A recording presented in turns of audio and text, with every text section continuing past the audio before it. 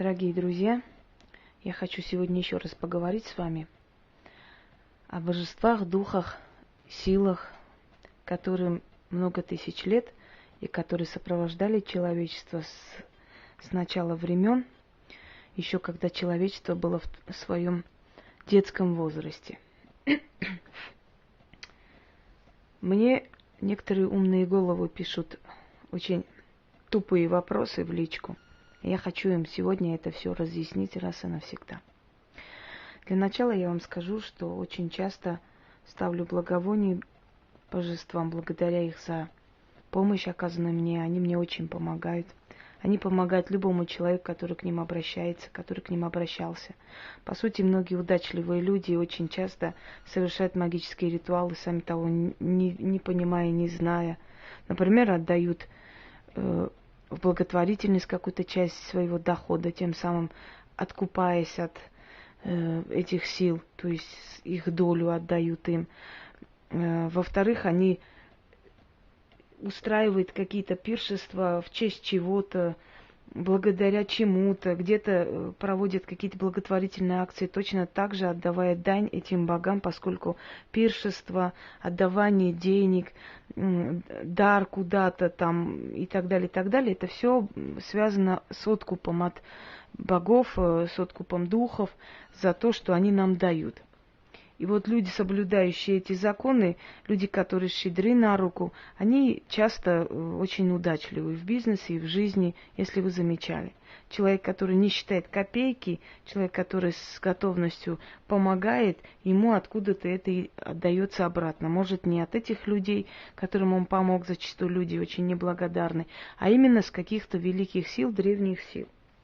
Здесь я поставила кубок вина, я ставлю часто кубок вина, либо иного напитка, поскольку духи, силы, они усиливаются за счет энергетики трав, нашей энергии и благовоний и так далее, и так далее. Еще раз хочу объяснить. Некто написал мне, что козлорогий бог, может ли он быть вообще богом и так далее, написал в матерных словах. Очень зря мне такое пишут, конечно, потому что потом очень сильно шею свернут и не будут понимать, откуда это пришло. Так вот, я ему говорю, откуда это пришло, чтобы он знал на будущее. Дело в том, что, уважаемые, богов изображал человек так, как он их представлял. Как он их мог понять, как он их мог лучше представить. А любого представляем в виде либо животного, либо человека, поскольку иных сущностей мы не видели, мы не можем, даже в голову нам не приходит, какие они могут быть на самом деле. И мы им присваиваем те качества, которыми они веками владели. Но мы присваиваем эти качества сквозь наше видение мира, человеческое видение мира. Но существует помимо человеческого видения мира еще и потусторонний, тонкий слой, тонкий мир, куда нам путь заказан, по крайней мере, при жизни мы там не будем, и мы не поймем до конца, что там и как происходит. И когда вы видите какое-то причудливое изображение божества, это не означает, что на самом деле божество именно таким и является. Это означает, что ему приписывают эти качества, которые у него веками были, и за которым к нему обращались, приписывают именно с человеческой точки зрения, не понимая, как еще объяснить и показать человечеству, чтобы человек, сразу глядя на это изображение, понял, какие функции у этого божества. Кроме того, мы не кланяемся статуям, мы не кланяемся этим изображениям, еще раз объясняю. Просто, когда мы ставим их дома, мы просто обращаем их внимание на свою сторону. Вот как вы, например, берете иконы, считаете, что они чудотворны, хотя иконы это всего-то изображение, а здесь совсем глубокий иной смысл. Но в любом случае, если вы берете иконы, вы как бы пытаетесь внимание этого святого привлечь на вашу сторону, показывая его тем самым свое благосклонность, уважение к нему, почитание и так далее. Надеюсь, вы поняли, о чем я. Вот точно так же изображение богов, духов и так далее существует для того, чтобы обратить их благосклонность на свою сторону. Хотя к ним можно обращаться и без всяких статуй. Я уже это говорила и повторяла. Но для нас, для людей, практикующих много лет, очень легко бывает подключиться, очень легко бывает настроиться, когда мы именно видим, мы ставим, мы понимаем, к кому мы обращаемся. Это изображение нам напоминает черты характера этой сущности, и тем самым нам облегчает работу, и более ничего. Если кому интересно вот про козлорогого бога, я объясняю. Дело в том, что в нем собраны все функции, все самые передовые, самые первейшие функции всех божеств. То есть рога, упорство. Одно время рога изображались в виде полумесяца, и полумесяц много где встречается. Полумесяц – это темное ночное божество. И вот эти рога полумесяцем ставились вверх богов. Потом со временем эти рога обрели какой-то иные там какие-то узоры и так далее. Но изначально это полумесяц, который принимали за рога.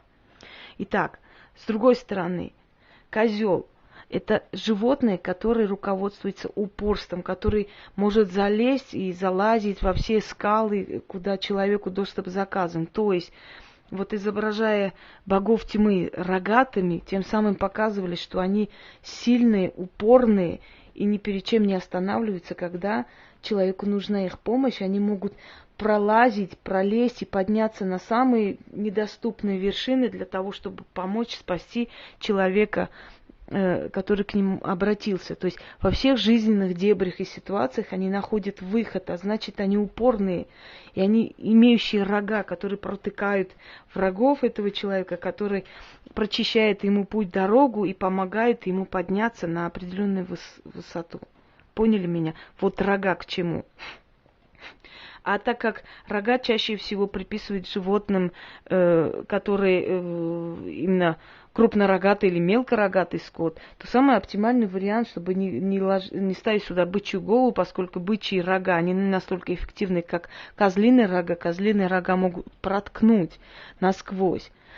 Бык – это немножко иной символ. Бык – это символ работоспособности, смирения, спокойствия, понимаете? А здесь должно быть упорство, умение лезть во все дебри человеческой души и помогать человеку в самой тяжелой ситуации. И поэтому изображается как козел, вездесущий, поднимающий всюду и везде.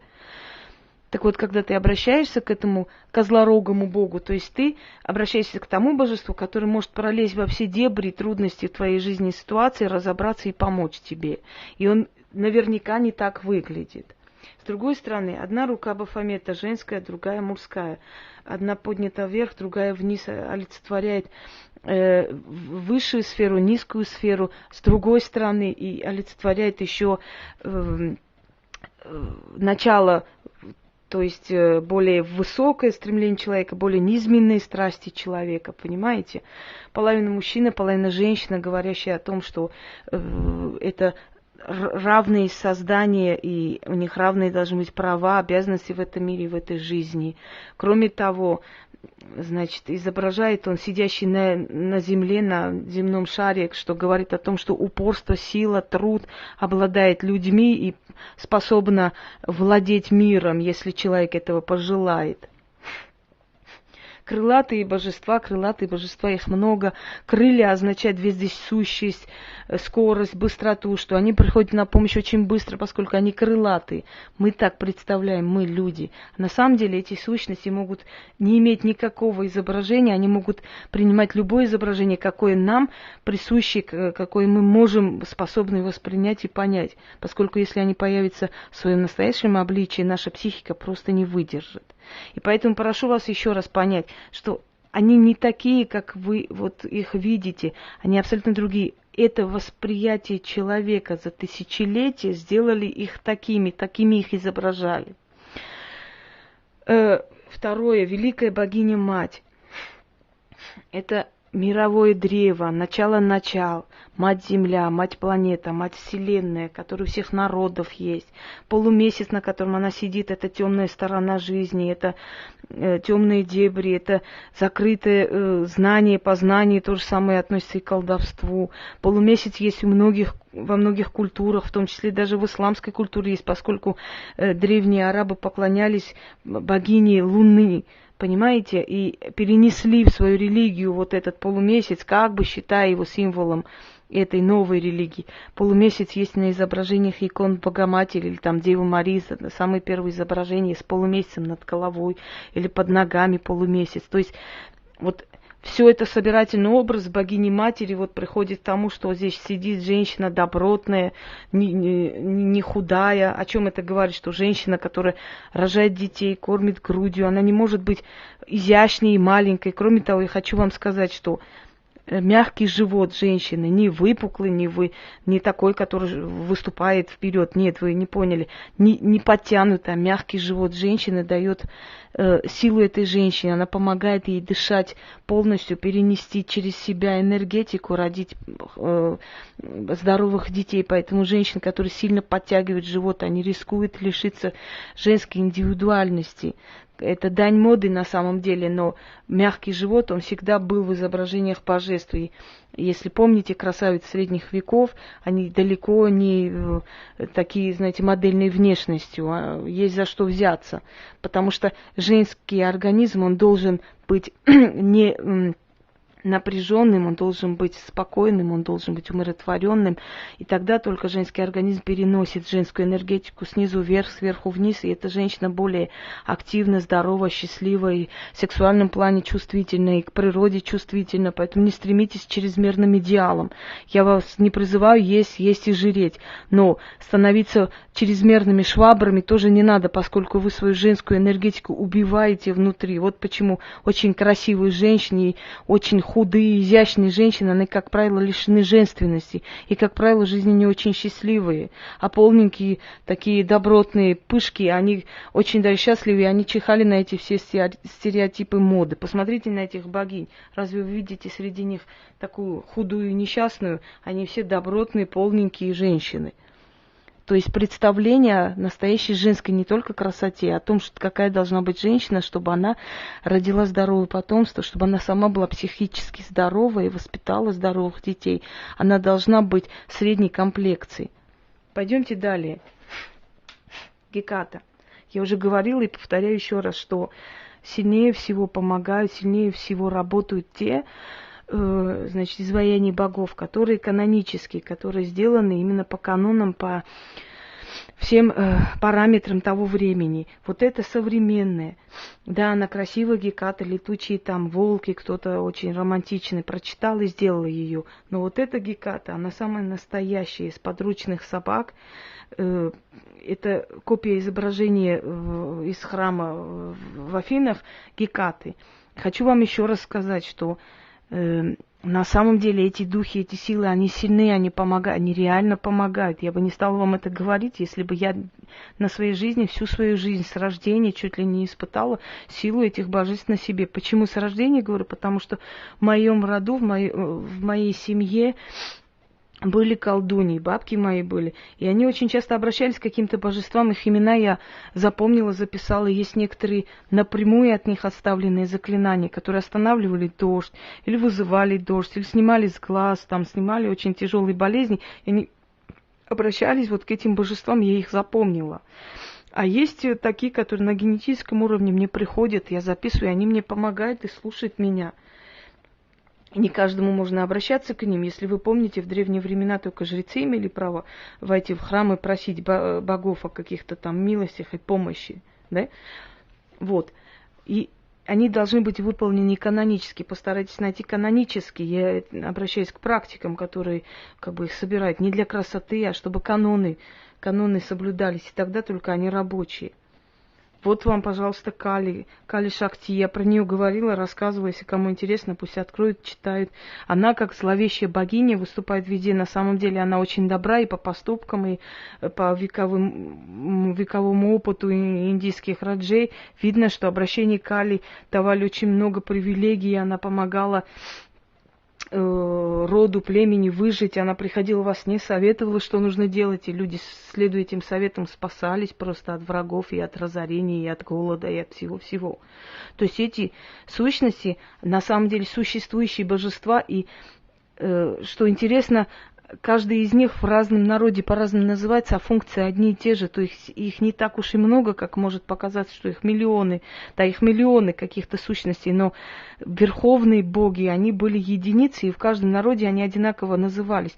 По примеру язычества точно так же и христианство построено. Посмотрите, Бог Отец, Бог Сын и множество святых ангелов и прочих, и прочих. Это такие же силы, как нам представляется, которые нам помогают, как будто бы, как бы. Но если уж христианство 2000 лет, и она уже себя исчерпала, она уже практически не пользуется никаким спросом, вообще любая религия уже себя исчерпала и показала свою кровавость, то эти древние боги, они никому не мешали. Приверженцы Гекаты не убивали приверженцев Кали за то, что те не так молились. Понимаете, в чем разница? Что тогда существовала демократия мысли. Каждый мог молиться тому духу и божеству, который был сильнее для него и который был ближе ему. Итак, например, когда приходили в храм Гекаты, то писали имена врагов и ложили под плитами. И люди, чьи имена были написаны, были наказаны, если они были, то есть если они были виноваты. В этом тоже существует, что эти духи не какие-то такие, знаете, существа без предпочтений, без какого-то ума, без логики, без ничего. Они наказывают, если считают нужным, если действительно человек виноват. И поощряют, если считает нужным, если человек заслужил поощрение и помощи. Так что если духи кому-либо помогли, значит, этот человек это заслужил. И против такого человека не стоит враждовать, поскольку, будете наказаны, скажем так. Но бывает, что духи наказывают и нас самих за какие-то провинности, какие-то глупости. Может быть, где-то мы чрезмерно себя много взяли, может быть, мы где-то чрезмерно возгордились, и они сразу ставят нас на место, поверьте мне. Я не буду говорить, каким образом это происходит. Я, например, делаю так. Я пишу имя обидчика, либо беру фотографии и ложу под Гекату. И возмездие приходит очень быстро. Я, конечно, могу провести ритуалы, я согласна с вами. Но когда ты уже достигаешь такого уровня, что пространство уже слышит тебя и исполняет, то уже не так много нужно усилий для того, чтобы наказать или для того, чтобы чего-то добиться. Но в то же время нужно это все время помнить, и нужно все время благодарить за то, что они тебе дают. Иначе могут отобрать в любой момент то, что тебе дали, вот эту силу, когда пространство выполняет твои желания, когда ты видишь какое-либо украшение или какую-либо вещь, предмет, и ты хочешь это приобрести, и как будто пространство тебя слышит, и тебе тут же дарят и приносят, и ты удивляешься, откуда они знали, что тебе вот именно это хотелось бы. А тебе говорят, а мы просто подумали, что вам это понравится, и подарили. И ты начинаешь бояться, ты понимаешь, что кто-то тебя слышит и исполняет. Понимаете? Это в то же время большая ответственность. Так что я надеюсь, что моя вот эта лекция про духов богов все-таки горячие головы немножко остудит и не будет таких дурацких тупых вопросов. Или вы слушаете до конца, что я вам говорю, или не задавайте мне эти вопросы, поскольку я очень подробно и очень доступно, доходчиво объясняю все. Я не оставляю каких-то темных углов и дебрей, чтобы были какие-то вопросы. А если будут некоторые вопросы, пожалуйста, задавайте их в такой, как вам сказать, приемлемой форме. Мне вообще никогда не писали, никогда такого дурного, чтобы сказать, до такой степени. Но даже низкой степени такой вот неправильный формулированный вопрос, он может меня разозлить. Если вы неправильно формулируете. А неправильно это значит говорить какие-то неприятные слова к этим силам, к этим божествам, которые для меня лично очень много сделали. Я их считаю своими духовными родителями. Я не позволю никому из вас их оскорбить. Они вам не интересны, не нравятся, вообще не спрашивайте о них. Не вызывайте их гнев на свою сторону. Всем удачи!